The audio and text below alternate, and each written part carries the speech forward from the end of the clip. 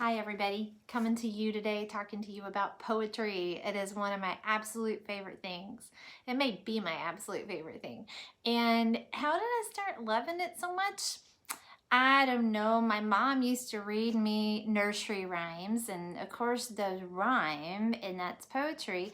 But it wasn't until I was a little bit older that I was exposed to the fact that poems don't always have to rhyme.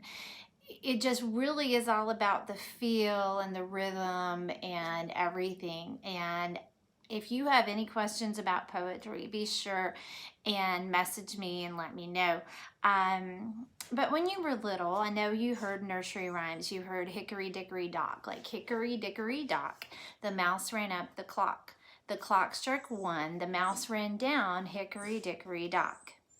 Now think about that poem a minute. Hickory dickory dock, the mouse ran up the clock. Those two rhyme. The clock struck one, the mouse ran down. Hickory dickory dock. Now does run one rhyme with down? Not necessarily. It's all about the rhythm. It's all about the syllables. It's about the rhythm. It's about the placement of the actual words.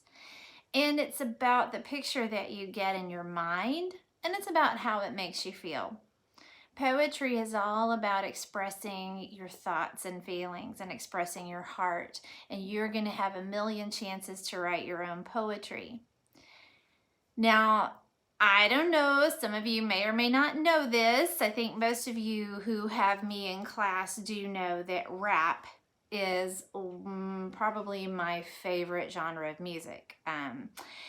And if you've never thought about rap as being poetry, I need you to take a minute and fix your mindset real quickly. There's so much. You can use Lil Wayne, believe it or not. Yes, Lil Wayne, Eminem, naturally. But think about your favorite rap star and think about what makes them so successful. It is that they find a way to take their feelings and everything and get them across in their music. Is just so much poetry. It really is, if you think about how it absolutely flows. So even cheesy as it is, and like say you're doing Ice Ice Baby and you go, all right, stop, collaborate and listen. Ice is back with a brand new edition. Something grabs a hold of me tightly, flow like a harpoon daily and nightly. Will it ever stop? Yo, I don't know. Turn out the mic and I glow. Okay, turn out the light and I glow. Sorry, my bad. I know that rap. I don't know why I messed it up. But anyway, so do you get that poetry there? Do you get that feeling that it just automatically, it's this flow, it's this rhythm, it's got this cadence.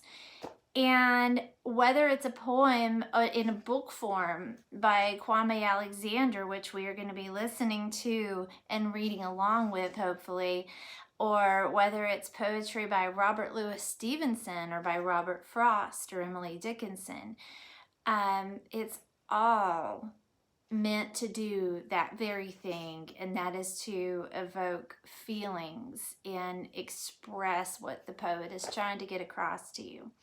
So I'm going to read you. When I was younger, like I said, my mom had read nursery rhymes to me, and then I got a book by Robert Louis Stevenson, same guy who wrote Treasure Island, Kidnapped, all of these famous novels, and he also wrote a book of poetry called A Child's Garden of Verses. Now listen to this. I have a little shadow that goes in and out with me, and what can be the use of him is more than I can see. He is very, very like me, from the heels up to the head, and I see him jump before me when I jump into my bed. The funniest thing about him is the way he likes to grow.